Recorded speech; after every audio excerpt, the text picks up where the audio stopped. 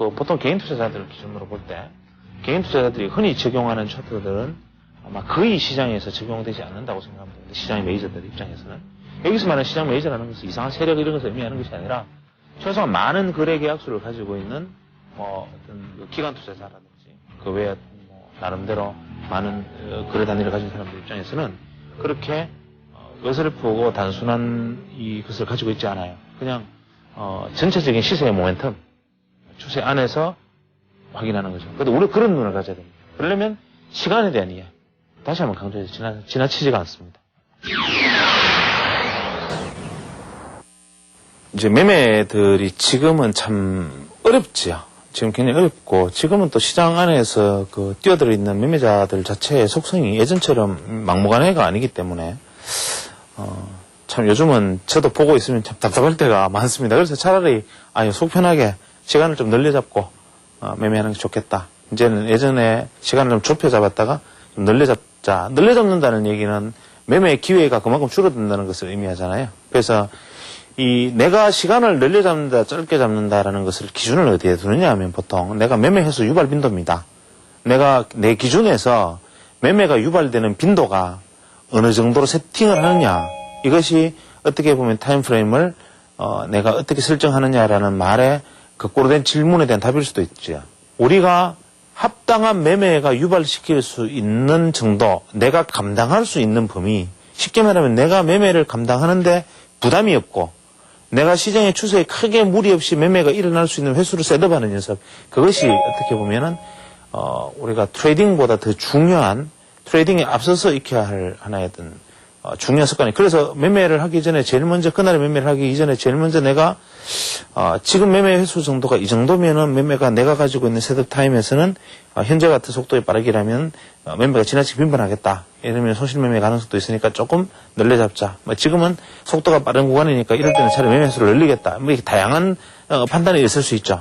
그렇게 유연하게 대응을 하면서 잣대를 가지고 가면서 시장을 봐야 되는데, 대부분의 사람들은 1년 전에 하는 거나 지금 하는 거나 오히려 예전에 해왔던 방식을 더 많이 해야 그쪽에 더 도가 터져가지고 이제 나중에는 더 도사가 되고 더 잘할 거라고 생각하고, 자기 보는 그 안에서 좀 더 새로운 게 없을까 계속 그것만 생각하는 거죠. 그래서 아주 유연하게 이것을 받아들여야 됩니다. 분 차트보다는 틱 차트가 오히려 그 속도의 관점에서 보면 더 정확하게 나타날 수 있지 않습니까?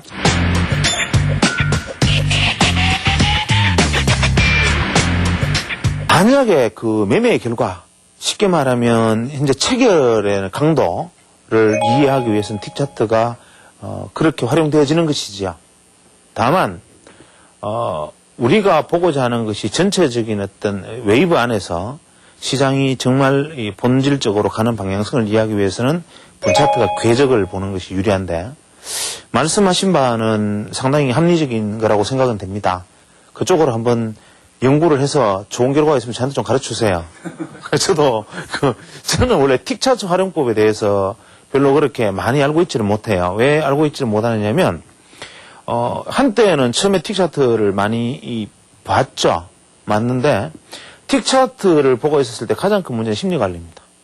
이 틱 차트를 보고 있으면 이게 출발 동서남북 심리가 작동을 하기 때문에 내가 이 출발 동서남북에 줄 많이 서는 쪽에 서려는 속성을 내가 극복하기가 참 제 개인적인 경우지만, 그래서 저는 틱 차트를 그 이후로 별로 이렇게 사이가 안 좋게 지내고 있는데, 틱 차트 한번 공부 좀 해보십시오. 제가 해줄 수 있는 말은 틱 차트의 활용법이라는 것은 말씀하신 대로 그 어떤 매매 강도를 이해하는 데 도움이 된다. 그러나 전체적인 궤적을 파악하기 위해서는 미비한 점이 있다. 이렇게 정리를 하죠. 사실 이번에 한 서너 시간 이어졌던 3, 4주 이어졌던 꼭지의 매듭은 결국 출발점은 트랙과 페이를 질문하시면서 일어난 일 아닙니까? 그렇죠, 그죠? 매매를 해보다 보니까 난 트랙과 페일이 요즘 너무 많이 일어나서 아주 혼동스럽다, 이 말을 하신 거잖아요. 그 말은 제가 정리를 다시 하자면, 내게 트랙과 페일에 의해서 잦은 손실 거래가 일어나더라. 그 잦은 손실 거래가 일어난다는 말은 내가 지금까지 익숙해왔던 파동과 다른 파동이 지금 발생을 했다. 그러면 거기에 대한 대응이 내가 적절치 못했다, 이 말하고 지금 같단 말이죠. 그래서 그 정답은 이제 그 말씀하셨던 구간은 시장이 이렇게 그냥 쭉 진행되다 갑자기 푹 떨어지는 이 구간 안에서 지금 현재 이 상황 안에서 내가 손실거래가 굉장히 잘 일어나더라는 거죠.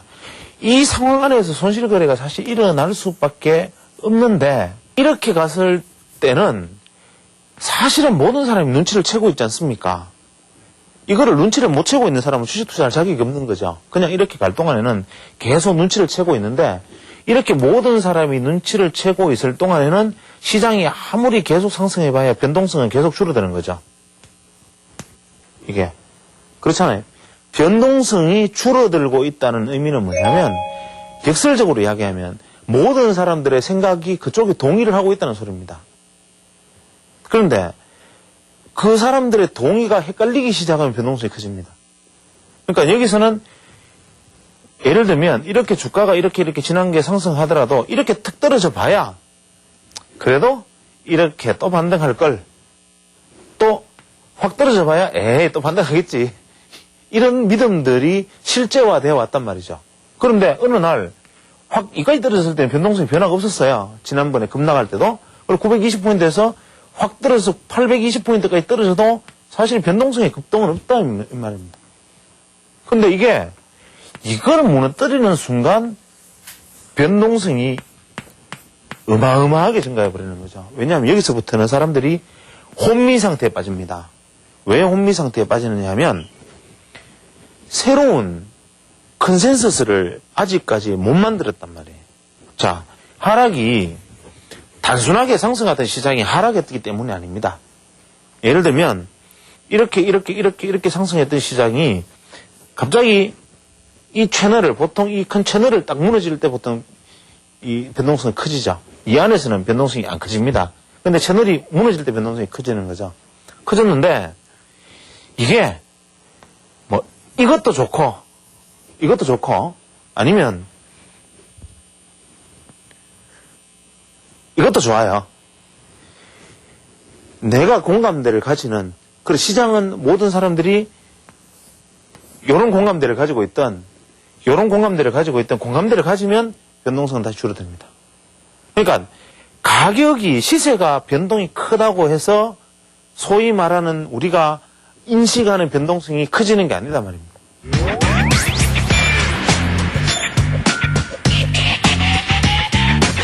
주가가 500, 800, 500, 800, 500, 800을 늘뛰기를 한다 가정을 합시다. 그래도 모든 사람이 야 500, 800, 800은 500 갈 거야, 500에서 800 갈 거야 이렇게 생각하면 그건 변동성이 떨어져 버린단 말입니다.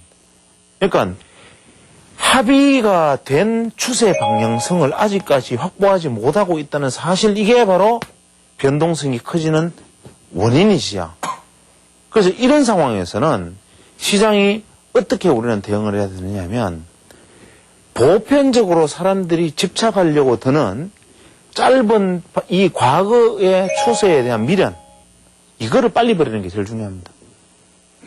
이거에 대한 미련을 가지고 있기 때문에 항상 어리석은 짓들을 합니다. 1번, 고점 대비, 이제 상승폭 대비 33%가 떨어진, 뭐, 예를 들면 800포인트. 또, 2번, 대비 50포인트가 떨어진, 뭐, 700포인트. 숫자는 틀리겠지만. 또, 그것도 틀리면, 대비, 뭐, 66%가 떨어진, 뭐, 600 몇십 포인트. 이런 쓸데없는 소리들을 하거든요.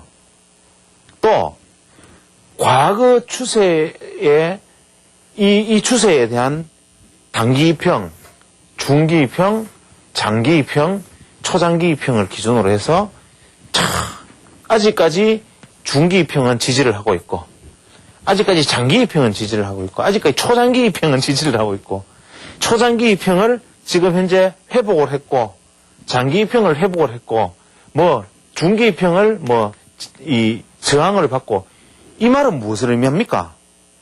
지금 내가 시세를 이야기하고 있는 것은 현재의 시세는 여기 있는데 이 시세를 계속 이 영향권 안에서 생각한단 말이에요. 주식 투자자의 가장 결정적인 오류가 내가 말하는 거의 모든 잣대, 심지어는 이동평균선마저도 이거의 그림자 안에서 내가 바라봅니다. 이거의 그림자 안에서. 그러다 보니 심지어는 어느 정도까지 나아가느냐 하면 이런 고점에서 피보나치 33%, 50%, 60%, 50%, 33% 선에 피보나치 채널을 꺼가지고 뭐 지지를 하네, 뭐 저항을 하네, 뭐 이런 소리도 하고, 이게 자기 딴에는 딴소리인 것 같지만 이거는 뭡니까? 지난 꼭지점을 기준으로 아직까지 영향을 받고 있는 거예요. 그러니까 우리는 이러한 가격의 높낮이라는 것 자체는 사실 중요한 거 아닙니다.